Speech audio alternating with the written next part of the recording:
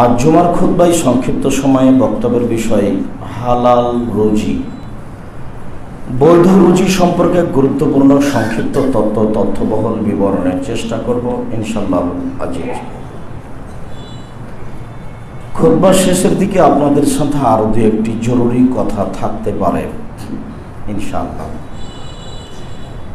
সম্মানিত দিনী ভাই বোন, মানুষের জীবনে সবচেয়ে গুরুত্বপূর্ণ জরুরি কাজ, মানুষের জীবনে তার চেয়ে কোনো জরুরি কাজ আছে তা আমি যেটুকু ভাঙাচোরা কোরআন হাদিস বুঝি তাতে আমার বিবেচনায় বলে না যে মানুষের জীবনে তার চেয়ে গুরুত্বপূর্ণ জরুরি কাজ আছে।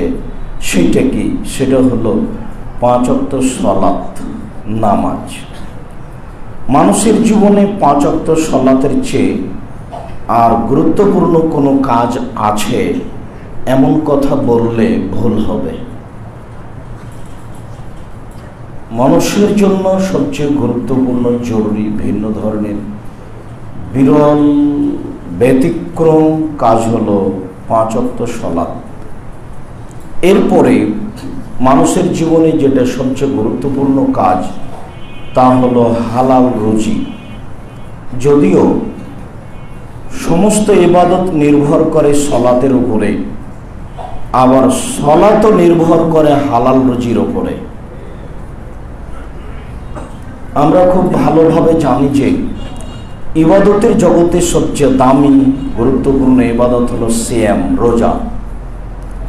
সিয়াম দিয়ে আল্লাহকে যত সন্তুষ্ট করা যায় আর কোনো ইবাদত দিয়ে আল্লাহকে তত সন্তুষ্ট করা যায় না। আর সিয়ামই এমন একটা ইবাদত যার বিনিময়ে আল্লাহ তাআলা নিজ হাতে দিবেন। এমন কোনো ইবাদত নেই যার বিনিময়ে আল্লাহ তাআলা নিজ হাতে দিবেন।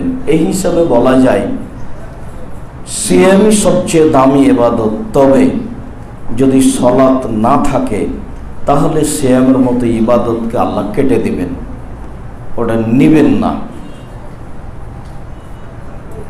আমরা একাধিক দিন শুনেছি, অবগত আছি যে ইবাদতের জগতে সবচেয়ে শক্তিশালী ক্ষমতাধর ইবাদত হলো দান। দান কবরের শাস্তিকে বন্ধ করে দিতে পারে, তার ব্যতিক্রম ক্ষমতা। দান মানুষের পাপকে মিটিয়ে দিতে পারে, যেমন ভাবে পানি আগুনকে নিভিয়ে দিতে পারে। খুব শক্তিশালী ইবাদত হলো দান, যেটা আর একজনের উপরে প্রতিক্রিয়া করে। এরপরেও যদি সালাত না থাকে তাহলে দানের ইবাদতটা আল্লাহ কেটে দিবেন, ওটা নিবেন না। আমরা জানি যে আল্লাহর ভয়ে এক ফোঁটা চোখের পানি আল্লাহর কাছে সবচেয়ে প্রিয়। আল্লাহর ভয়ে এক ফোঁটা চোখের পানি আল্লাহর কাছে যত প্রিয়, ইবাদত হিসাবে আর কোনো ইবাদত তার কাছে অত প্রিয় তা মনে হয় না।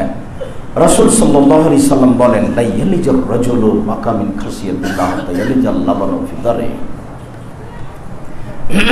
গাভীর বাট ওলান থেকে দুধ বের করে ভিতরে ঢোকানো যায় না, যেমন আল্লাহর ভয়ে কাঁদে যে সে জাহান্নামে যাবে না, তেমন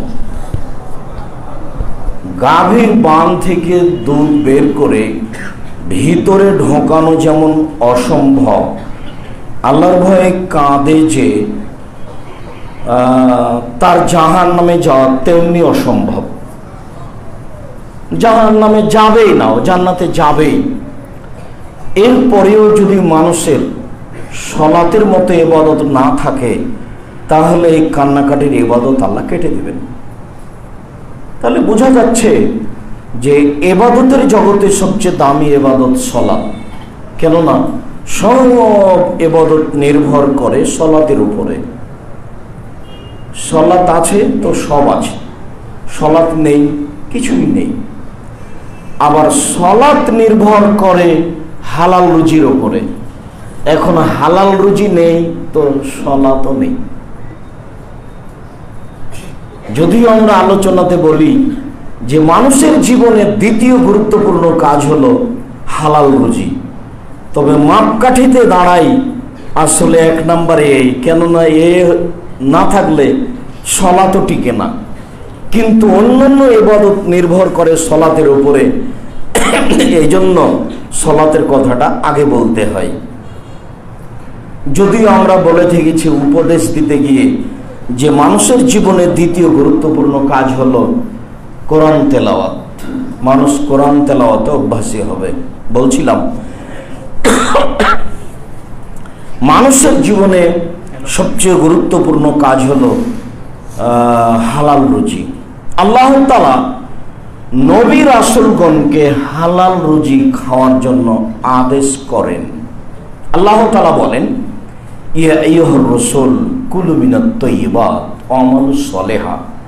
পৃথিবীর মানুষ, তোমরা যারা নবী রাসূল, তারা আপনারা হালাল রুজি খান আর সৎ আমল করেন। এটা আল্লাহর আদেশ নবী রাসূলগণকে। পৃথিবীর নবী রাসূলগণ, আপনারা শোনেন, আপনারা হালাল রুজি খান আর সৎ আমল করেন। সব রুজি হালাল নয়, সৎ আমল সৎ নয়, সবই আমল সৎ নয়। রুচি অনেক কিন্তু তার হালাল হতে হবে, এটাই আদেশ। আমল অনেক কিন্তু সৎ হতে হবে। মাগরিবের পরে 2 রাকাত সুন্নাত পড়তে হবে, এটা হলো সৎ আমল। কিন্তু মাগরিবের পরে যখন 6 রাকাত সুন্নাত পড়লাম, তখন আর তার সৎ আমল হলো না। আমল, তবে তার সৎ আমল নয়, তা গ্রহণ হবে না। তখন একটার কারণে আরেকটা কাটা যাবে। মানুষ অসুস্থ হলে তাকে দেখতে যেতে হবে, এইটা সৎ আমল। কিন্তু মানুষ অসুস্থ হলে তার জন্য জুমা মসজিদে ইমামের কাছে দোয়া চাইতে হবে, এটা সৎ আমল নয়। মানুষ অসুস্থ হলে আমার জিম্মেদারি তাকে দেখতে যেতে হবে, এটা হলো সৎ আমল। কিন্তু জুমা মসজিদে এটা করে নিতে হবে, এটা সৎ আমল নয়। মানুষ মরে জান যায়, তখন মানুষের পাশে পড়তে হবে, লা ইলাহা ইল্লাল্লাহ, এটা হলো সৎ আমল। মরে জান যায়, তখন তার সামনে পাশে কোরআন তেলাওয়াত করতে হবে, সূরা ইয়াসিন পড়তে হবে, এটা সৎ আমল নয়। আল্লাহ তাআলা বলছেন, নবী রাসূলগণ, আপনারা সৎ আমল করুন, অন্যথায় আমল বাতিল হবে। আল্লাহ তাআলা বলেন, ইয়া আইয়ুহাল্লাযীনা আমানু কুলু মিন তাইয়্যিবাতি মা রাযাকনাকুম। হে পৃথিবীর সাধারণ জনগণ, যারা তোমরা মুমিন পুরুষ নারী, আমি তোমাদের যেটা রুজি দিয়েছি সেখান থেকে যেটা হালাল সেটা খাও।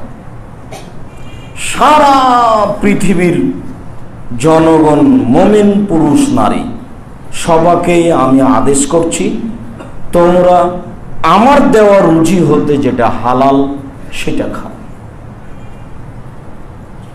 সারা পৃথিবীর সব জনগণ, হিন্দু, মুসলমান, বৌদ্ধ, খ্রিস্টান, সবকে আল্লাহ তাআলা বলছেন, ইয়া আইয়ুহান নাস কুলু মিম্মা ফিল আরজি হালালান তাইয়্যিবা। যার নাম মানুষ, পৃথিবীর মানুষ, তোমরা রুজি খাও জমিন হতে যেটা পবিত্র বৈধ, যেটা হালাল বৈধ। গরু জীবিত অবস্থায় হালাল, কিন্তু মারা গেলে আর হালাল নয়, তখন সেটার পবিত্র নয়।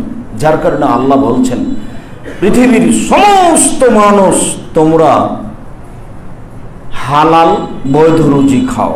তাহলে একবার নবীগণকে বললেন, একবার মুমিন মুসলমান পুরুষ নারীকে বললেন, আর একবার সারা পৃথিবীর মানুষকে বললেন, সবকে বললেন হালাল রুজি খেতে। হালাল রুজি আল্লাহ তাআলার জরুরি আদেশ। রুজি হালাল না হলে মানুষ বিচারের মাঠে টিকতে পারবে না, তার কিছুই টিকবে না। আবু হুরায়রা রাদিয়াল্লাহু তাআলা আনহু বলেন, রাসূল সাল্লাল্লাহু আলাইহি ওয়াসাল্লাম বলেছেন, ইয়াতি আলান নাসে জামানুন লা ইওয়ালিন নাস। মানুষ পরোয়া করবে না, অচিরেই চলে আসছে এমন একটা যুগ জামানা, মানুষ পরোয়া করবে না উপার্জনের সময়, আমিনাল হালাল আমিনাল হারাম, এটা কি হালাল এটা কি হারাম, এ বিবেচনা করবে না। সেটা এখন মানুষের পয়সা উপার্জনের কত পথ, কত প্রযুক্তি, টাকার টাকা, পয়সার পয়সা, ব্যবসার ব্যবসা। এমন একটা সময় চলে আসবে মানুষ বিবেচনা করবে না যে আমার এই ব্যবসা হালাল কিনা, মানুষ বিবেচনা করবে না আমার এই চাকরি হালাল কিনা, মানুষ বিবেচনা করবে না এই জমি জায়গা উৎপাদন এইভাবে করা আমার হালাল কিনা। সে সময় মানুষের উপরে আসবে, এ কথা রাসূল সাল্লাল্লাহু আলাইহি সাল্লাম বলেছেন, যা আমরা দেখতে পাচ্ছি। আবু হুরায়রা রাদিয়াল্লাহু তাআলা আনহু বলেন, রাসূল সাল্লাল্লাহু আলাইহি ওয়াসাল্লাম বলছেন,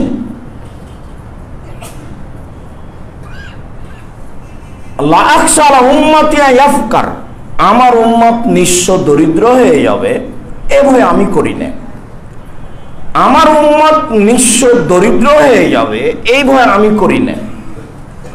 নিঃস্ব দরিদ্রের ভয় করার আমার হিসাব নিকাশ নেই।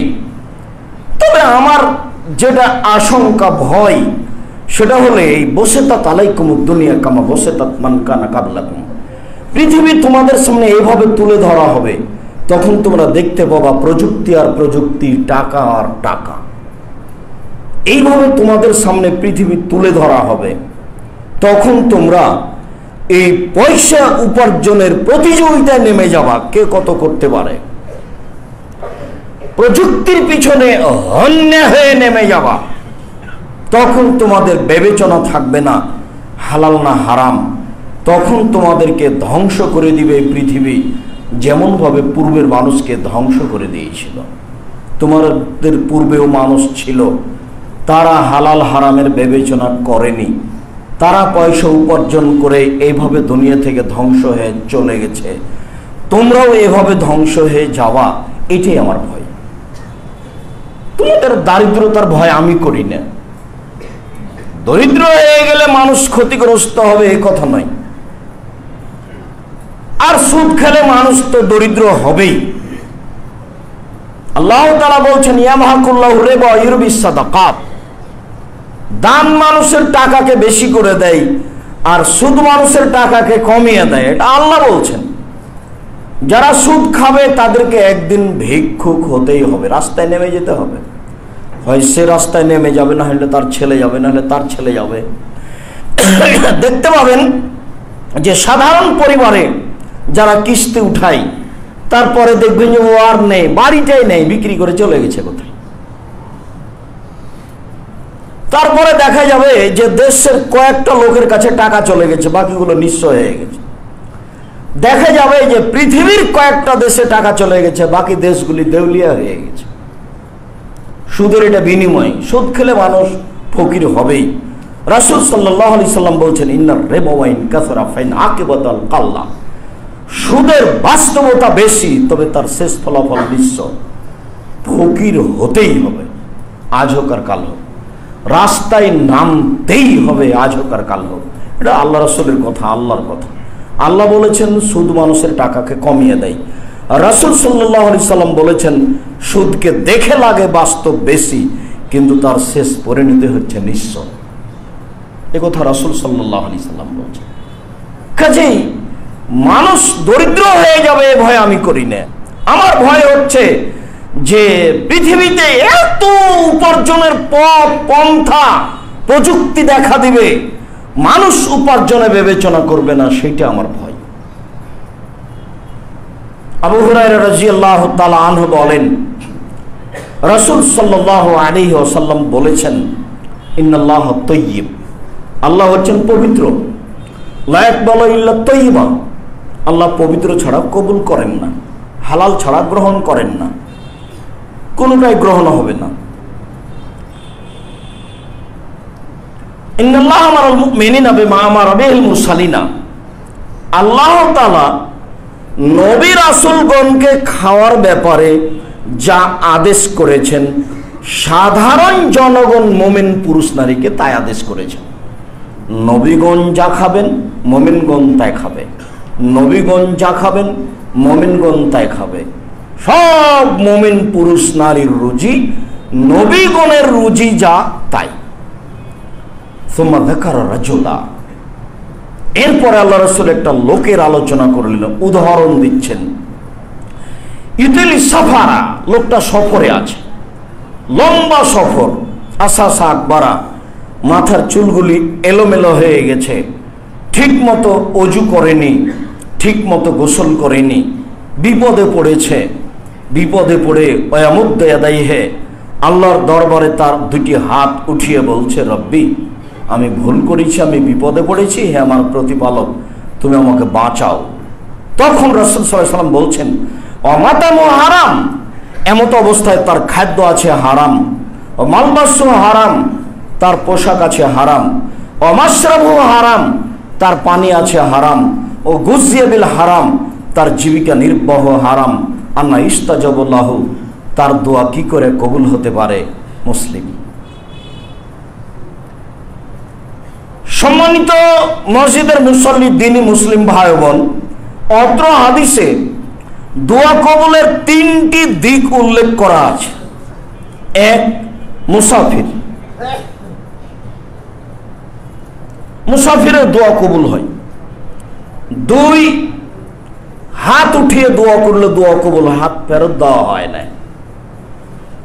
তিন, বিপদগ্রস্ত, যখনই মানুষ বিপদে পড়ে তখন মানুষের কথা আল্লাহ শোনেন।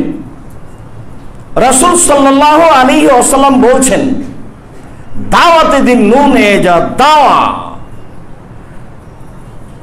মাছওয়ালার দোয়া। যখন কোনো পুরুষ নারী যে কোনো বিপদে পড়ে বলে, যে কোনো পুরুষ নারী মাছওয়ালার দোয়া যদি বিপদে পড়ে বলে, তো আমি আল্লাহ তাকে বিপদ থেকে রক্ষা করব। মাছওয়ালার দোয়া মানে ইউনূস আলাইহিস সালামের দোয়া, লা ইলাহা ইল্লা আনতা সুবহানাকা ইন্নী কুনতু মিনাজ জালিমিন। আল্লাহ তাআলা বলছেন যে ইউনূস যদি মাছের পেটে এই দোয়া না পড়তো, আমি আল্লাহ তাকে মাছের পেটে রেখে দিতাম, ইলা ইয়াউমি ইউবাসুন, বিচারের দিন পর্যন্ত রেখে দিতাম। কিন্তু যখন ও মাছের পেটে এটা পড়তে লাগলো, তখন আমি তাকে মাছের পেট থেকে বের করে দিলাম। মানুষ যদি এই দোয়া পড়ে তাহলে আমি তাকে বিপদ থেকে বাঁচিয়ে দিব। তাহলে বিপদে পড়ে লোকটা দোয়া করছে, আবার হাত তুলে দোয়া করছে, আবার মুসাফির, তাহলে তার দোয়া কবুল হবে। তার তিনটা কারণ আছে, এর পরেও হলো না কেন? মাতাবু হারাম, তার খাদ্য আছে হারাম, মাশরাবু হারাম, তার পানি আছে হারাম, মালবাসু হারাম, তার পোশাক আছে হারাম, ও গুজিয়া বিল হারাম, তার জীবিকা নির্বাহ হারাম, আন্না ইস্তাজাবু লাহু, তার দোয়া কি করে কবুল হতে পারে? হবে না। সম্মানিত দিনী ভাই বোন, আমি আপনাদেরকে রুজি কম উপার্জন করতে বলিনি। রুজি কম উপার্জন করে নিজের উপার্জন কিছু লাভ করতে পারবেন না, জাতিরও লাভ করতে পারবেন না। টাকা ছাড়া কারো চলে না, মুহাম্মদ সাল্লাল্লাহু আলাইহি সাল্লামের চলে না। তাই স্ত্রীর টাকা পয়সা নিয়ে দিন প্রচার করেন মুহাম্মদ সাল্লাল্লাহু আলাইহি সাল্লাম, খাদিজার টাকা নিয়ে দিন প্রচার করেন।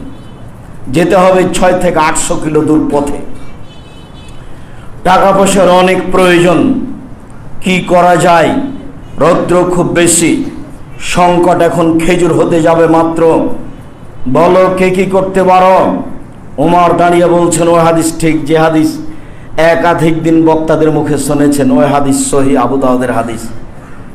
ওমর, আল্লাহর নবী, আমার অর্থ সম্পদ যা আছে তার অর্ধেক দিলাম। আবু বকর সিদ্দিক, আল্লাহর নবী, আপনাকে আর আল্লাহকে বাড়িতে রেখে যা আছে সব দিলাম। যা দিয়েছেন তাতে ভ্যান ভাড়াও হবে না, কিন্তু তার বাক্য ডিঙ্গিয়ে পৃথিবীর কোনো মানুষ আর আগে যেতে পারবে না কিয়ামত পর্যন্ত। তো উসমান, আল্লাহর নবী, যত মানুষ যাবে সমস্ত মানুষের অর্ধেকের যাতায়াত খরচ, খাওয়া খরচ আমি দিব। তো 30,000 মানুষ ছিল, তাহলে 15,000 মানুষকে 15,000 উট দিবেন, 15,000 মানুষকে 3 মাসের খাওয়া খরচ দিবেন। নেন, 15,000 মানুষকে একদিন খাওয়ানোর প্রস্তুতি নেন দেখি। একদিন 15,000 মানুষকে একদিন খাওয়ার প্রস্তুতি নেন। দেখি কে দাঁড়াতে পারে, এত সাহস কার আছে টাকার। বলছেন যে 15,000 মানুষের যাতায়াত খাওয়া খরচ আমি নিলাম। তার মানে আপনি টাকা দিয়েই কিছু করতে পারেন জাতির উপকার। কোনো সময় আব্দুর রাজ্জাক সাহেবের কথা শুনে ব্যবসা বাণিজ্য বন্ধ করতে হবে না, তবে হালাল হতে হবে। পয়সা বেশি উপার্জন করেন, ঘুমের ঘরে ব্যবসার চিন্তা ভাবনা করেন, তবে তা বৈধ, যাতে করে জাতির উপকার করতে পারেন, নিজের উপকার করতে পারেন, ছেলে মেয়ের উপকার করতে পারেন। সম্মানিত দিনী ভাই বোন, বৈধ রুজি উপার্জন করতে হবে, এই কথাই ঠিক। হাত তুলে দোয়া কবুল করলে দোয়া করলে দোয়া কবুল হয়, এ কথাই ঠিক। চন্দ্রগ্রহণে হাত তুলে দোয়া করতে হয়, সূর্যগ্রহণে হাত তুলে দোয়া করতে হয়, কবরের পাশে গিয়ে হাত তুলে দোয়া করতে হয়, বিপদে পড়ে হাত তুলে দোয়া করতে হয়, ছেলে মেয়ের জন্য হাত তুলে দোয়া করতে হয়, হজ করতে গিয়ে সাফা পাহাড়ে উঠে হাত তুলে দোয়া করতে হয়, মারোয়া পাহাড়ে উঠে হাত তুলে দোয়া করতে হয়, পাথর নিক্ষেপের পরে পরের 2 দিন পরের 2টি মেনাতে হাত তুলে দোয়া করতে হয়, পানি চাইতে গিয়ে সবাই মিলে উল্টা হাতে হাত তুলে দোয়া করতে হয়। শুধুমাত্র সবাই মিলে দোয়া করতে হয় পানি চাইতে গিয়ে, বাকি সবাই মিলে হাত তুলে দোয়া করলে সুন্নাতের বিপরীত হবে, তখন আবার ইবাদত কবুল হবে না। এটাও খুব জটিল, যার কারণে দোয়া করা বিষয়টি ব্যক্তিগত ব্যাপার। হাত তুলে দোয়া করতে হবে, গুরুত্বপূর্ণ ইবাদত। তাই তো লোকটা বিপদে পড়ে হাত উঠে আল্লাহর দরবারে বলছে, আল্লাহ তুমি আমাকে বাঁচাও। নোমান ইবনে বাশির রাদিয়াল্লাহু তাআলা আনহু বলেন, রাসূল সাল্লাল্লাহু আলাইহি ওয়াসাল্লাম বলেছেন, আল হালালু বাইয়িন, হালাল হচ্ছে স্পষ্ট, ওয়াল হারামু বাইয়িন, হারাম হচ্ছে স্পষ্ট, ওয়া বাইনাহুমা মুস্তাবিহাতুন, এই দুইটার মধ্যে একটা সন্দেহযুক্ত ব্যবসা, জমি, চাকরি বাকরি আছে। লা ইয়ালামুহুন্না কাসীরুম মিনান নাস, বহু মানুষ তা বুঝতে পারে না এটা হালাল না হারাম। ফামান ইত্তাকা মিনাশ শুবহাতি ইস্তাবরা লিদীনিহি ওয়া ইরজিহি, যে ব্যক্তি সন্দেহ থেকে নিজেকে বাঁচিয়ে নিল, সে তার দিনকে পরিপূর্ণ করে নিল। ওমান ওয়াকা ফিশ শুবহাতি ওয়াকা ফিল হারামে, যে সন্দেহের মধ্যে পড়ে গেল সে হারামের মধ্যে পড়ল। যার চূড়ান্ত সিদ্ধান্ত নেই সেটা চূড়ান্ত হারাম, যার চূড়ান্ত সিদ্ধান্ত নেই সেটা চূড়ান্ত হারাম, যার চূড়ান্ত সিদ্ধান্ত নেই সেটা চূড়ান্ত হারাম। আমি বললাম যে জর্দা মাকরুহ, আর একজন বলল জর্দা হারাম, তাহলে বোঝা যাচ্ছে যে এর চূড়ান্ত সিদ্ধান্ত নেই। এই জমি আমি বলছি আমার, কিন্তু আমার ভাইরা বলছে এই জমি আমাদের নয়, তাহলে তার চূড়ান্ত সিদ্ধান্ত নয়। চূড়ান্ত সিদ্ধান্ত নাই যার, সেটা চূড়ান্ত হারাম, আপনাকে মনে রাখতে হবে। ফামান ওয়াকা ফিশ শুবহাতি ওয়াকা ফিল হারামে, যেই সন্দেহের মধ্যে পড়লো সে হারামের মধ্যে পড়লো। সন্দেহযুক্ত ব্যবসা, সন্দেহযুক্ত জমি, সন্দেহযুক্ত চাকরি চূড়ান্ত হারাম। সন্দেহ থেকে বেঁচে থাকতে হবে। কার রাই, একটা রাখালের মতো। যারা হালাল হেমা, যে রাখালটি আইলে গরু চড়াচ্ছে, আইল বুঝেন কি না? জমি চাষ করে যারা, তারা আইল দিয়ে রাখে, আর আইলে আবাদ থাকে না, তখন মানুষ ওখানে ঘাস হয়, ঘাস গরু দিয়ে খাওয়ায়। তো রাসূল সাল্লাল্লাহু আলাইহি ওয়াসাল্লাম বলছেন, আইলে গরু চড়ালে মাঝে মধ্যে খেতে ধানে মুখ দিতে পারে। অতএব রাখাল যেন আইলে গরু না নিয়ে যায়, এ কারণে যে কোনো সময় গরুতে ধানে মুখ দিতে পারে। তুমি এই লোকটার মতো হয়ে বেঁচে থাকো হারাম থেকে, সন্দেহ থেকে। কার রাই এরা হালাল হেমা ইশেক আয়ার তাফিহে, সম্ভাবনা আছে গরুতে ধানে মুখ দিতে পারে, সম্ভাবনা আছে তোমার এই রুজি হারাম হতে পারে, অতএব এখানে যায় না। আলা মনে রেখো, লেকুল্লে মালিকের হেমা, প্রত্যেকটা বাচ্চার একটা সীমা রেখা রয়েছে। ও হেমাল্লাহে মাহারে মহু, আর আল্লাহর সীমারেখা হচ্ছে হালাল এবং হারাম। হালাল শেষ হলে হারাম শুরু হয়, হারাম শুরু হলে হালাল শেষ হয়। আলা মনে রেখো, ইন্নে ফিল জাসাদে মুজগা, মানুষের শরীরে একটা টুকরা রয়েছে। এজা সালাহাত সালাহুল জাসাদ কুল্লহু, যখন ওই টুকরা ঠিক থাকবে গোটা মানুষটাই ভালো। ওইজা ফাসাদাত ফাসাদাল জাসাদ কুল্লহু, যখন ওই টুকরা খারাপ হয়ে যাবে তখন পুরো মানুষটাই খারাপ। আলা, মনে রেখো, অহেল কাল, সেটাই হচ্ছে অন্তর। যার অন্তর ভালো তার সবই ভালো, যার ভেতর ভালো তার সবই ভালো। যার অন্তর খারাপ তার সবই খারাপ, যার ভেতর খারাপ তার সবই খারাপ। যার ভেতর খারাপ সেই নির্দ্বিধায় হারাম ব্যবসা, হারাম চাকরি, হারাম জমি জায়গা দখল করতে পারে। কেননা মুখে বলছে যেটা, ভেতরে সেটা নেই। ভেতরে একটা, মুখে আর একটা। তাই রাসূল সাল্লাল্লাহু আলাইহি ওয়াসাল্লাম বলছেন, মনে রেখো পৃথিবীর মানুষ, যার অন্তর ভালো তার সবই ভালো, যার অন্তর খারাপ তার সবই খারাপ। যদি হারাম খায়, হারাম ব্যবসা বাণিজ্য করে, তাহলে বুঝতে হবে আসলে তার ভেতর ভালো নয়, যার কারণে সে এমনটা করছে। হাদিস বুখারী মুসলিম, অতীব বিবেচনার বিষয়। আল্লাহ আমাদেরকে বুঝে হিসাব নিকাশ করে হালাল রুজি উপার্জন করার তৌফিক দান করুক। আল্লাহুম্মা আমিন। আল্লাহুম্মা সাল্লি আলাইহি, আল্লাহুম্মা বারিক আলাইহি।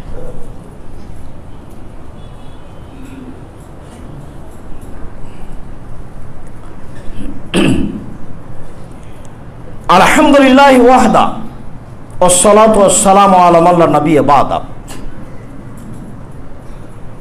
হাসান ইবনে আলী রাদিয়াল্লাহু তাআলা আনহু বলেন, রাসূল সাল্লাল্লাহু আলাইহি ওয়াসাল্লাম বলেছেন, দা মা ইউরিবু ইলা মা লা ইউরিবু। শোনো, যেটাতে সন্দেহ আছে সেটা ছেড়ে দাও, যেটা সন্দেহ নেই সেদিকে যাও। উপার্জনের যত পথ পন্থা আছে সবের মধ্যে নিঃসন্দেহ সন্দেহমুক্ত ব্যবসা বাণিজ্য করো, চাকরি বাকরি করো, জমি জায়গা নেও। সাভারে বাড়ি, এক জমি 10 বার বিক্রি করতে পারলে অনেক টাকা পাওয়া যায়। একবার ছেলে বিক্রি করে, একবার মেয়ে বিক্রি করে, একবার মালিক বিক্রি করে, টাকা বেশি দিন টিকবে না বলে হিসাব। কারণ অনেক বড় ধনী মানুষ ছিল। এরিয়া বোঝা যাচ্ছে 60 থেকে 70 কিলোমিটার। আমি যখন কারণের এলাকা দেখতে গেলাম, তখন মানুষে যে বিবরণ দিচ্ছে তাতে 60 থেকে 70 কিলোমিটার এরিয়া কারণের হতে পারে বলে অনুমান করা যায়। তো অর্থ সম্পদ থাকার পরেও সে নিজেকে রক্ষা করতে পারেনি। ভুল বুঝে আপনি কখনো অবৈধ পয়সা উপার্জন করতে যায়েন না।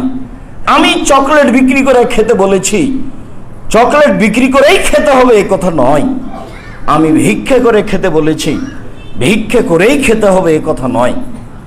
আমি এ কথা বলিনি যে বড় ব্যবসা করা যাবে না, বরং আমি এটাই বলেছি যে সবচেয়ে বেশি পয়সা উপার্জন করার পথ খুঁজে বের করতে হবে, যাতে করে আমি উপকৃত হব, আমার ছেলে মেয়ে উপকৃত হবে, জাতি উপকৃত হবে।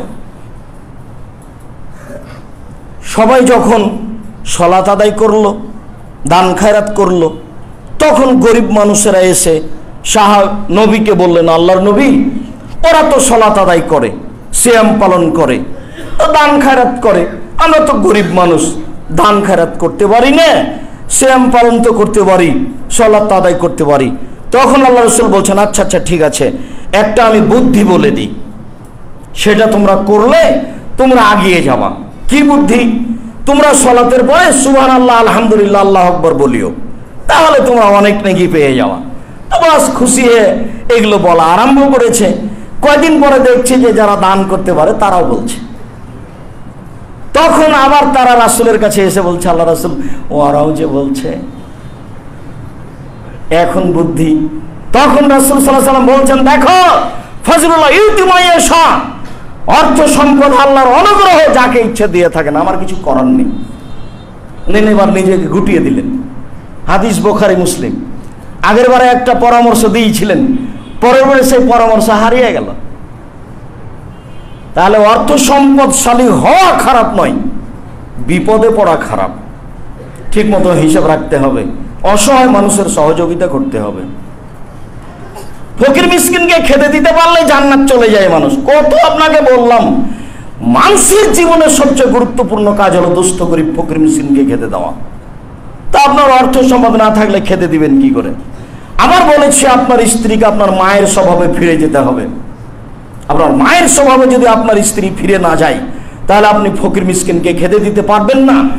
আপনারা ছিলেন 10 ভাই বোন, আপনার বাপের অভ্যাস ছিল মসজিদ থেকে ফকির ধরে আনা, আর বাড়িতেই ছিল 2 জন কিষান কামলা, আর আপনার বাপ মা এই 16 জন মানুষের ভাত রান্না করতেন। আপনার মা ঢেঁকিতে ধান ভেঙে, কোনোদিন ভারী লাগেনি আপনার মাকে। এখন আপনার স্ত্রী যেখানে রান্না করে সেখানে গ্যাসের চুলা, ফ্রিজ আছে। এখন রাত 10টা 11টায় যদি আপনি আমাকে মেহমান হিসাবে নিয়ে যান, আর যদি বলেন খালেদা একটু খানা পানি রেডি করতে হবে, তখন একবারে নাক সিটকে দিয়ে নেবো, হ্যাঁ তুমি হিসাব করতে পারো না? তুমি রাতে মেহমান নিয়ে আসছো কেন? হোটেলে খাওয়াই নিয়ে আসতে পারো নি? আপনি তো গতকালকে মসজিদ থেকে বের হওয়ার সময় দেখছিলেন 2টা লোক বসে আছে মসজিদে। জি, বাড়ি কোথায়? বাড়ি কুমিল্লা। কোথায় এসেছেন? আমরা মুসাফির মানুষ, এখানে রাতে থাকবো। খাওয়া দাওয়া করেছেন? জি না। তো চলেন আমার সাথে। তো নিয়ে গেলেন। বউ এখন ধমক দিয়েছে। এখন পরের দিন আবার এসার সালাত আদায় করে যাওয়ার সময় দেখছেন 2 জন মেহমান। তখন আপনার ওইদিকে দেখবেনই না, এদিক দিয়ে চলে যেতে হবে। তার নাম বউ। আমি বউ তালাক দিতে বলিনি, তবে পরামর্শ দিয়েছি। আপনার স্ত্রীকে আপনার মায়ের স্বভাবে ফিরে যেতেই হবে। ভুলেও কোনোদিন 150 চাউল রান্না করবেন না। হাফ কেজি থেকে শুরু করবেন, 2 কেজি 3 কেজি রান্না করবেন। আপনি খাবেন, ছেলে মেয়ে খাবে, ফকির মিসকিন খাবে, রাতে গরুতে খাবে। 150 চাউল রান্না করা কোন অভ্যাস? যে দুপুরের সময় মেহমান এসেছে, তখন স্ত্রী বলছে 150 চাউল রান্না করেছি, মেহমানকে দিলে শেষ হয়ে যাবে, কি করবা? চানাচুর বিস্কুট দিয়ে বিদায় করে দাও। এই হিসাব বাতিল। অর্থের প্রয়োজন আছে, এই কথাই ঠিক। তবে আমি যেটা বলছি সেটাই ঠিক। কোটি টাকা দিয়ে ব্যবসা শুরু করতে হবে না, করতে হবে চকলেট দিয়ে। তাহলে ঋণ নেওয়া লাগবে না। ঋণ কেন নেওয়া লাগবে? ধনী হতে অন্তত 30 বছর সময় লাগবে, আর একদিন ধনী হলে হবে? সম্মানিত দিনী ভাই বোন, বৈধ রুজি ছাড়া আপনার বিচার মাঠ টিকবে না। জাবের রাদিয়াল্লাহু তাআলা আনহু বলেন, রাসূল সাল্লাল্লাহু আলাইহি সাল্লাম বলেছেন, কুল্লু লাহমিন নাবাতা মিনাস সাওতি কানাতিন নার আওলা বিহি। প্রত্যেক হারাম রুজির ফলাফল হলো জাহান্নাম। হারাম রুজি উপার্জন করে মানুষ জান্নাতে যাবে না, এ কথাই ঠিক। হারাম রুজি খেয়ে মানুষ জান্নাতে যাবে না, এ কথাই ঠিক। আবু হুরায়রা রাদিয়াল্লাহু তাআলা আনহু বলেন, রাসূল সাল্লাল্লাহু আলাইহি ওয়াসাল্লাম বলেছেন, লা ইয়াদখুলুল জান্নাতা জাসাদুন গুযযা বিল হারাম। ওই শরীর জান্নাতে যাবে না যে শরীর হারাম উপায়ে বাড়ে। একাধিক সহিহ হাদিস। হারাম রাসূলুল্লাহ সাল্লাল্লাহু আলাইহি সাল্লাম বায়াল খামরে, মদ ক্রয় বিক্রয় নিষেধ করেছেন। বায়াল মাইতাতে, মৃত প্রাণী ক্রয় বিক্রয় নিষেধ করেছেন। অল খিনজিরে, শুকুরকে নিষেধ করেছেন। অল আসনাম, মূর্তি, যত ছবি মূর্তি আছে, প্লাস্টিক হোক আর মাটির বানানো হোক আর হীরা মুক্তা মানিক্যর বানানো হোক, কোন প্রকার জিনিসে সবের ব্যবসা চলবে না। সব এগুলো হারাম। সম্মানিত দিনী ভাই বোন, হারাম উপার্জনের মানুষের সবচেয়ে বড় পথ পন্থা হলো সুদ। সুদই মানুষ সবচেয়ে বিপাকে পড়ে আছে। আর সুদ আশ্চর্য একটা মাধ্যম, যে চতুর্দিক দিয়ে সুদ ঘেরা আছে। ব্যবসা বাণিজ্য, কাপড় চোপড়, রাস্তাঘাট, খাদ্য পানি, কল কারখানা, অফিস আদালত, সব সুদ দিয়ে ঘেরা। তবে আমার একটা কথা মনে রাখবেন, ব্যাংকে চাকরি করা আর ব্যাংকে টাকা রাখা দুটো এক নয়। টাকা রাখতেই হবে, তাই নিরুপায় হয়ে রেখেছেন, আর স্বেচ্ছায় ব্যাংকে চাকরি করছেন। অতএব দুইটাকে এক মনে করিয়েন না। এদেশের মাটিতে এমন কোনো ব্যাংকিং ব্যবস্থা নেই যেখানে চাকরি করা বৈধ হতে পারে। এদেশের মাটিতে এমন কোনো এনজিও নাই যেখানে চাকরি করা বৈধ হতে পারে। আমার অভিজ্ঞতার কথা আপনার সামনে পেশ করলাম, আপনি পেশ করলে আমি বিবেচনা করে দেখতে পারি। সম্মানিত দিনী ভাই বোন, সব জায়গাতেই সুদ জড়িয়ে আছে। আর সুদের পাপের জন্য রাসূল সাল্লাল্লাহু আলাইহি ওয়াসাল্লাম যে ভাষা উল্লেখ করেছেন, পৃথিবীর কোনো পাপের জন্য এই ভাষা উল্লেখ করেননি। যার ভাষা শুনতেই ভারী লাগে। পাপ, মহাপাপ আছে। পাপের জগতে সবচেয়ে বড় পাপ হলো শিরক। তবে ভাষা এত কঠিন নয়, শুনতে কেমন কেমন লাগে না। পাপের জগতে সবচেয়ে বড় পাপ মাকে গালি দেওয়া, এরপরেও ভাষা এত জটিল নয়, যেটাকে শুনতে কেমন কেমন লাগে। পাপের জগতে বড় পাপ হলো মিথ্যা সাক্ষী দেওয়া। ঢাকা কেন্দ্রীয় কারাগারে 20-25 বছর থেকে কত লোক আছে সে নিজেও জানে না আমি কেন জেলে। যেদিন মারামারি হয়েছে সেদিনও ছিল রংপুরে, অথচ সে 1 নম্বর আসামি। যে সাক্ষী দিচ্ছে সে বলছে আমি নিজ চোখে দেখেছি মারতে, অথচ লোকই ছিল না সেখানে। মিথ্যা সাক্ষী দেওয়া মহাপাপ, তবে তার শাস্তির কথাগুলি রাসূল সাল্লাল্লাহু আলাইহি ওয়াসাল্লাম এই এত কঠিন ভাবে উল্লেখ করেননি যা সুদের ব্যাপারে বলেছেন। রাসূল সাল্লাল্লাহু আলাইহি ওয়াসাল্লাম বলছেন মায়াকুল দিরহাম রিবা ইয়ালাম, কেউ যদি জেনে শুনে 1 টাকা সুদ খায় 36 বার জেনা করে যত পাপ হবে, 1 টাকা সুদ খেলে তার চেয়ে বেশি পাপ হবে। অথচ সুদের পাপ কত, জেনার পাপ কত ভয়াবহ। অবিবাহিত ছেলে মেয়ে জেনা করলে 100 লাঠি পিটিয়ে এলাকা থেকে তাড়িয়ে দিতে হবে। বিবাহিত পুরুষ নারী জেনা করলে তাকে ইট ঢেল পাথর দিয়ে মেরে মেরে মেরে ফেলতে হবে। পৃথিবীতে তার বেঁচে থাকার কোনো পথ ঘাটই নাই। কে যদি জেনায় লিপ্ত হয় বিবাহ করার পরে, তাহলে তার বেঁচে থাকার কোনো পথ নেই। এ কথা মুহাম্মদ সাল্লাল্লাহু আলাইহি সাল্লাম বলেন। অথচ রাসূল সাল্লাল্লাহু আলাইহি সাল্লাম বলছেন কেউ যদি জেনে শুনে 1 টাকা সুদ খায় 36 বার জেনা করে যত পাপ হবে, 1 টাকা সুদ খেলে তার চেয়ে বেশি পাপ হবে। দেখুন তো আপনি রাসূল সাল্লাল্লাহু আলাইহি সাল্লাম ভাষাগুলি কিভাবে বলেন। রাসূল সাল্লাল্লাহু আলাইহি সাল্লাম বলেন আর রেবা সাবুনা জুজান আইসার আনকাজুল মাহু, সুদের পাপের 70টি ভাগ রয়েছে। ছোট ভাগ হলো মার সাথে জেনা করলে যেমন পাপ হয়। ছি ছি ছি ছি, মার সাথে জেনা করা মানুষ সমাজে কত ঘৃণিত কথা। জেনাই তো ঘৃণিত কাজ, তারপর আবার মায়ের সাথে জেনা, সেইটাকে রাসূল সাল্লাল্লাহু আলাইহি ওয়াসাল্লাম উল্লেখ করলেন সুদের সাথে। আবার বলছেন সুদের পাপের 70টি ভাগ আছে, ছোট থেকে বড়, বড় থেকে ছোট। তার সবচেয়ে ছোটটা হলো মার সাথে জেনা করলে যেমন পাপ হয়। সম্মানিত দিনী ভাই বোন, সারা পৃথিবীর সকল দিনী ভাই বোনকে সুদের মতো ন্যাক্কারজনক নোংরা গর্হিত পাপ থেকে বেঁচে থাকার জন্য জীবন বাজি রেখে চেষ্টা করার জন্য অনুরোধ জানাচ্ছি। আর একটা কথা এখানে বলে রাখছি, নিরাশার কিছু নেই। সুদের পাপ মানুষের সাথে জড়িত পাপ নয়, আল্লাহর সাথে জড়িত পাপ। কোটি কোটি টাকা ইনকাম হয়েছে সুদের, বন্ধ করে দেন, আল্লাহকে বলেন ভুল হয়েছে, তাহলে ইনশাআল্লাহ আল্লাহ ক্ষমা করে দেবেন। 20টা টাকা দিয়ে রিক্সাওয়ালাকে একটা থাপ্পড় মেরেছিলেন, বাকি জীবন কান্নাকাটি করলে এটা ক্ষমা হবে না। রিক্সাওয়ালাকে খুঁজে বের করে বলতে হবে রিক্সাওয়ালা আমি বুঝতে পারিনি গো, তোমাকে একটা থাপ্পড় মেরেছি, আমাকে মাফ করে দাও। এছাড়া এটা ক্ষমা হবে না। পাপ মহাপাপ, তবে আল্লাহর সাথে জড়িত সম্পৃক্ত পাপ। নিরাশা হবেন না, কান্নাকাটি করে বললেই ক্ষমা হবে ইনশাআল্লাহ। বৈধ যদি উপার্জনের চেষ্টা করুন, জীবন বাজি রেখে নিজেকে ভালো রাখতে পারবেন, আহল পরিবারকে ভালো রাখতে পারবেন, জাতির উপকার করতে পারবেন, নিঃসহায় অসহায় মানুষের উপকার করতে পারবেন, যা আল্লাহ বলেন, যা নবী বলেন। এরপরে সংক্ষিপ্ত 2-1টি বাক্য আমার দিনী মুসলিম বোন, মসজিদে আজকে অনেক মহিলা উপস্থিত, আপনার সাথে আমার একটা জরুরি কথা রাসূল সাল্লাল্লাহু আলাইহি সাল্লাম আপনাকে বলেন। উপস্থিত বৈঠকের মুসলিম বোন এদিকে খেয়াল করেন। মসজিদে জুমার দিন কথা বলছেন নাকি? এদিকে খেয়াল করেন। রাসূল সাল্লাল্লাহু আলাইহি সাল্লাম বলেন মহিলারা যদি 4টা কাজ করতে পারে জান্নাতের সব দরজা খোলা। এমন সুযোগ কোনো পুরুষ মানুষের নেই। 1 সলাত খামসাহা, 5 ওয়াক্ত সালাত আদায় করলো। 2 সমাত সাহারাহা, রমজান মাসে সিয়াম পালন করলো। 3 আতাত বালাহা, স্বামীকে মেনে চললো। 4 আহসানাত ফারজাহা, জেনায় লিপ্ত হলো না, নিজেকে হেফাজতে রাখলো। এই 4টা কাজ যদি করতে পারে জান্নাতের সব দরজা খোলা। সম্মানিত দিনী বোন, আপনাকে আমি জরুরিভাবে বলতে চাই যে আপনার স্বামীর মুখ খারাপ, এ কথা ঠিক। আপনার স্বামী আপনাকে গালি দেয়, এ কথা ঠিক।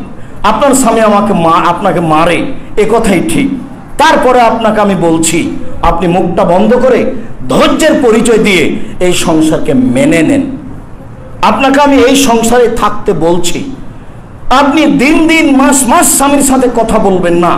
1 গ্লাস পানি চাইলে গ্লাসটা নিয়ে এসে সামনে থ্যাকস করে রেখে দিয়ে একদিকে হেঁটে চলে যাবেন, এই আচরণ চলবে না। এতে আপনিও বিপদে পড়লেন, ইবাদত কবুল হবে না, পরকাল হারিয়ে যাবে।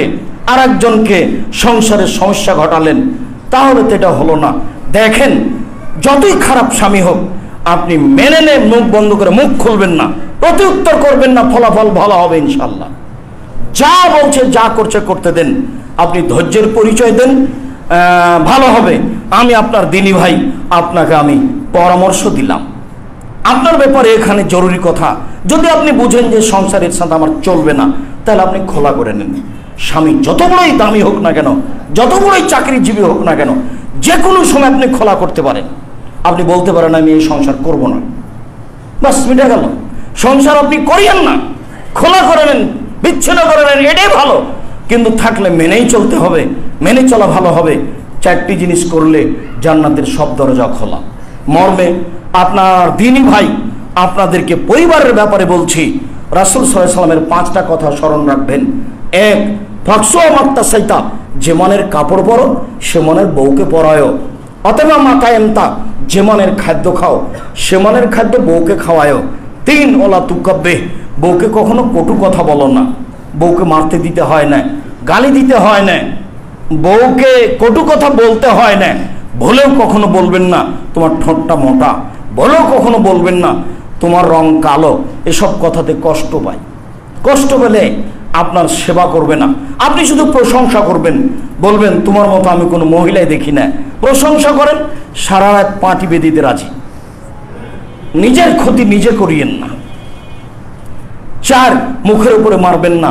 5, ওলা তাতরাকা ইল্লা ফিল বাইতে, নিজের বাড়ি ছাড়া কোথাও থাকতে দিবেন না, নিজের বাড়ি ছাড়া কোথাও যেতে দিবেন না। এইটা হচ্ছে আপনার ক্ষমতার পরিচয়। 5 নম্বর বাক্য হচ্ছে আপনার ক্ষমতার পরিচয়। যোগ যেভাবে ঘুরে বউ সেভাবে চলে, তার নাম ক্ষমতা।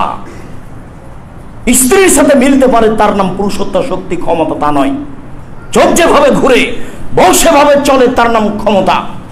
রাস্তাঘাটে যে মেয়েগুলি বাজার করছে, সাভারে ঢুকে হাট বাজারে মহিলাদের কারণে যাওয়া যায় না, তো কি হিন্দুর মেয়ে, কা পুরুষের মেয়ে, ঘৃণিত পুরুষের মেয়ে। তাকে আমি 30 বছর থেকে ঘৃণিত চোখে দেখি। কি করেন আপনি? কি মনে করেন আপনি? আপনি কি দেখাতে চান? আমাদের তো সংসার চলে, কই আমাদের তো আহাল পরিবার বাড়ি থেকে বের হয় না, তারপরে তো আমরা দেশে বেঁচে আছি, আমাদের সংসার চলে, তো আমাদের সংসার তো বন্ধ হয়ে নেই। আল্লাহ তুমি মাফ করো, আমি অহংকার করিনি, গৌরবও করিনি। আপনি বাসায় 3 মাস থাকবেন, সরিষার সমপরিমাণ পর্দার ব্যতিক্রম দেখা দিলে জাতির সামনে আমি কথা বলবো না। বিবাহের 11 দিন পর থেকে প্রতিষ্ঠানের প্রধান শিক্ষিকা, আমরা তো বেঁচে আছে দুনিয়ায়, হাট বাজার না করে রাস্তাঘাটে হাঁটছে হিন্দুর মেয়ে, ইহুদির মেয়ে, খ্রিস্টান মেয়ে, আপনার মেয়ে, আপনার বউ, আপনার খালা, আপনার ফুফু, কা পুরুষের পরিচয় দিয়েন না। জরুরি প্রয়োজন ছাড়াও বাড়ির বাইরে যেতে পাবে না, খালার বাড়ি যেতে পাবে না, ফুফুর বাড়ি যেতে পাবে না, মায়ের বাড়ি যেতে পাবে না, জরুরি প্রয়োজন ছাড়া বাড়ি ত্যাগ করতে পারবে না। রাসূল সাল্লাল্লাহু আলাইহি ওয়াসাল্লাম বলেন জরুরি ঘোষণা। সেখানে হাট বাজার যায় কি করে, আরেকজনের কাছে ধাক্কা খায় কি করে, আরেকজনের সাথে গল্প করে কি করে? পুরুষের পরিচয় দিয়ে বেঁচে থাকার চেষ্টা করুন। সম্মানিত দিনী ভাই, কখনো আপনি বউয়ের সাথে কটু কথা বলবেন না। যত আদর করতে শিখবেন, ভালো কথা বলতে শিখবেন, নরম করে বলবেন, তত সেখান থেকে শান্তি তৃপ্তি পাবেন। আর তাকে হাট বাজার করিয়ে, অফিস আদালত করিয়ে ওকে আল্লাহ যে উদ্দেশ্যে সৃষ্টি করেছেন সেটা আপনি হাসিল করতে পারবেন না। মর্মে অনুরোধ থাকলো, শেষ কথাটি, সম্মানিত দিনী ভাই বোন, আমার মনে বড় স্বাদ, আমি এদেশের মাটিতে উন্নত মানের প্রতিষ্ঠান গড়ব ইনশাআল্লাহ, যেখানে ছেলে মেয়েরা বাংলা, ইংরেজি, আরবি উন্নত মানের শিক্ষা অর্জন করে জাতির অন্যায়ের বিরুদ্ধে লড়বে, মুখে কলমে মিডিয়ায়। আমার মনে বড় স্বাদ, এই স্বাদ নিয়ে আমি জাতির সামনে আছি। জাতি যেন মনে না করে আমি আব্দুর রাজ্জাক বিন ইউসুফ এককভাবে জিম্মেদারি পালন করছি। জামিয়া সালাফিয়ার যদি কোনোদিন ক্ষতি হয় কারো কারণে, তাকে জানতে হবে তার কারণে ক্ষতি হয়েছে। আমি আব্দুর রাজ্জাক বিন ইউসুফ জামিয়া সালাফিয়ার 1 পয়সার সুবিধা ভোগ করি না। আপনি সহযোগিতা করলেও জামিয়া সালাফিয়া করবে, আপনি সহযোগিতা না করলেও জামিয়া সালাফিয়া করবে, ইনশাআল্লাহ গড়বেই গড়বে। তবে আপনার 10টা টাকা সেখানে খরচ না হোক, এটা আমি চাই না। আমি চাই আপনার 10টা টাকা সেখানে খরচ হোক। আমি 2013 সালের 24শে আগস্ট রোজ মঙ্গলবার জামিয়া সালাফিয়া হাঁটাবো, বীর হাঁটাবো, রূপগঞ্জ, নারায়ণগঞ্জ, ঢাকায় বলেছি। আমার হাতে টাকা নেই, কথা সত্য। এখানে প্রতিষ্ঠান গড়বে, কথা সত্য। ইনশাল্লাহ গড়বে। বিশাল প্রতিষ্ঠান আপনি দেখতে পারেন। 2016 সালের 17 ফেব্রুয়ারি রোজ বুধবার বিকেল 4:30-5টার সময় বলেছি, জামিয়া সালাফিয়া ডাঙ্গিপাড়া পাওয়া রাজশাহী। আমার হাতে টাকা নেই, এ কথা সত্য। এখানে প্রতিষ্ঠান গড়বে, এ কথা সত্য। ইনশাল্লাহ গড়বে। 2 প্রতিষ্ঠান মিলে এখন 3,500 ছেলে মেয়ে থাকে, সবাই আবাসিক। শিক্ষক শিক্ষিকাদের বেতন লাগে প্রায় 20 লক্ষ। 500 জন অসহায় ছেলে আছে, ছেলে মেয়ে। 200 জন এতিম আছে। আপনারা একটু দেখতে যাওয়ার স্বাদ জাগে না? সম্মানিত দিনী ভাই বোন, জামিয়া সালাফিয়াকে আপনি সাধারণ চোখে দেখবেন না। আমার মনে বড় স্বাদ, আমি এদেশের মাটিতে উন্নত মানের প্রতিষ্ঠান গড়বে ইনশাআল্লাহ। যেটা এদেশের সবচেয়ে বড় প্রতিষ্ঠান বলে গণ্য হবে এবং সবচেয়ে উন্নত মানের প্রতিষ্ঠান বলে গণ্য হবে। সব প্রতিষ্ঠানে গড়বে বাইতুল হাম জামে মসজিদ। রাজশাহীতে 90% জমির উপরে বাইতুল হাম জামে মসজিদ, যার খরচ এখন পর্যন্ত প্রায় 10 কোটি টাকা খরচ বলে হিসাব রক্ষকরা বলে। 2 তালা প্রায় কমপ্লিট, 4 তালা হবে, যার এক স্তরে 3000 মুসল্লি সালাত আদায় করতে পারবে। আর আগামী বৃহস্পতিবার শুক্রবার যেখানে যেতে বলছি, সেটা হচ্ছে আপনার বাড়ির পাশে জামিয়া সালাফিয়া, রূপগঞ্জ, নারায়ণগঞ্জ, ঢাকা। এইখানে মসজিদ তৈরি হবে ইনশাল্লাহ খুব তাড়াতাড়ি। 5 থেকে 10,000 মুসল্লি একসাথে সালাত আদায় করতে পারবে। সেটা যদি 20 তালা ভবন হয়, তাহলে এটা চলবে যুগ, বছর, হাজার বছর। এটা হবে আহলে হাদিসের একটা জাতীয় সম্পদ। যারা সঠিক আকীদা হাদিসের অধিকারী, তারা এসব অর্থ সম্পদ ভোগ করবে। বর্তমান অবস্থা, জামিয়া সালাফিয়া ডাঙ্গিপাড়া পাওয়া রাজশাহী, জামিয়া সালাফিয়া রূপগঞ্জ, নারায়ণগঞ্জ, ঢাকা, জামিয়া সালাফিয়া 6 মাইল বাবুগঞ্জ, বরিশাল, জামিয়া সালাফিয়া তেঘরা, বিরল, দিনাজপুর। আপাতত এই 4টে স্থানে জামিয়া সালাফিয়ার কাজ চলছে। সময়ের গতিতে এদেশের আরও বড় বৃহত্তর জেলাগুলিতে চলবে বলে আমরা আশাবাদী। মর্মে সম্মানিত দিনী ভাই বোন, আমি খাকসার সাধারণ মানুষ। সকল দিনী ভাই বোনকে আমার কাছে যেটা, আমার পক্ষ থেকে যেটা জরুরি অনুরোধ থাকলো, সেটা হলো আল্লাহকে একটু বলবেন, আল্লাহ তুমি জামিয়া সালাফিয়া কবুল করো। এইটুকু আমার দাবি আপনার উপরে। এই দাবি থেকে আপনি কোনো সময় ফেরত আসেন না। আল্লাহ তুমি জামিয়া সালাফিয়াকে কবুল করো, এইটুকু আমার দাবি। যেহেতু মানুষের সহযোগিতায় চলে, তাহলে স্মরণ করে কোনোদিন স্মরণ হলে নিজে গিয়ে বা মাধ্যম দিয়ে সহযোগিতা করার চেষ্টা করিয়েন। জামিয়া সালাফিয়া ডাঙ্গিপাড়া পাওয়া রাজশাহীতে একটা আবাসিক ভবন নির্মাণ হতে যাচ্ছে, যাতে 5000 ছাত্র একসাথে পড়াশোনা করতে পারবে, যার খরচ আসবে প্রায় 8 কোটি টাকা। আর এখানে মসজিদের কথা বললাম, আর মেয়েদের এখানে ভবন নেই। এখানে জমি কিনছি আপাতত 600 শতক, 2-250 শতক হয়ে গেছে, বাকিগুলো হয়ে যাবে ইনশাআল্লাহ সময়ের গতিতে। মর্মে সকল দিনী ভাই বোনকে জামিয়া সালাফের প্রতি আন্তরিকভাবে আগ্রহী হওয়ার জন্য অনুরোধ জানাচ্ছি। জামিয়া সালাফের মুখপত্র পত্রিকা জাতির সম্পদ আমি রেখে যাচ্ছি, সেটা হচ্ছে মাসিক আল ইতিসাম পত্রিকা, যাতে 50টা প্রশ্নের উত্তর আছে। পৃথিবীর প্রত্যেকটা বাঙালির কাছে আমার দাবি, তারা সবাই মাসিক আল ইতিসাম পত্রিকা পড়বে, জামিয়া সালাফিয়ার সাথে সম্পৃক্ত থাকার জন্য। যাতে 10 জন মুফতি আছে, 10 জন গবেষক সদস্য আছে। আমার চিন্তা ভাবনাই আমি দুর্বল কিছু করছি তা আমার মনে বলে না। আমি আমার কাজে সফল হবই ইনশাআল্লাহ। এই জন্য যে জাতি আমি 1 পয়সা ক্ষতি করি না। আমি যদি আপনাদের জামিয়া সালাফিয়া অ্যাকশন দেখে, আমি তার টাকা দিয়ে দিয়েছি। আপনাদের জামিয়া সালাফিয়া অ্যাকশন দেখে টাকা দিনই এমন কোনো দিন ঘটেনি। যদি ঘটে যায় তাহলে আমার মনে নাই, ভুলে গেছি আমি, এমনটা হতে পারে। আমি বারবার আল্লাহকে বলছি, আমার যদি কোনো ভুল থাকে তাহলে তুমি সংশোধন করো। আমি নিজে থেকে যেটা বুঝতে পারি না, সেটা তুমি আমাকে বুঝিয়ে সচেতন করো। মর্মে সকল দিনী ভাই বোনকে আগামী বৃহস্পতিবার শুক্রবার জামিয়া সালাফের রূপগঞ্জ, নারায়ণগঞ্জে উপস্থিত হওয়ার জন্য অনুরোধ জানাচ্ছি। বিশাল সম্মেলন, দেশের সব বড় স্কলারশিপধারী যারা, তারা উপস্থিত হবেন ইনশাআল্লাহ। মর্মে সকল দিনী ভাই বোনকে এখানে দাওয়াত দিচ্ছি। আর সলাতের পরে যারা আরও কিছু বই পুস্তক যদি থাকে সেগুলো সংগ্রহ করবেন, বক্তব্যের পুনরাবৃত্তি। সম্মানিত দিনী ভাই বোন, ইবাদতের জগতে সবচেয়ে গুরুত্বপূর্ণ ইবাদত হলো সলাত। সব ইবাদত নির্ভর করে সলাতের উপরে। সলাত নেই, কিছুই নেই। মানুষের জীবনে গুরুত্বপূর্ণ ইবাদত হলো হালাল রুজি, বৈধ রুজি, যার উপরে নির্ভর করে সলাত। বৈধ রুজি যখন নেই তখন সলাতও নেই।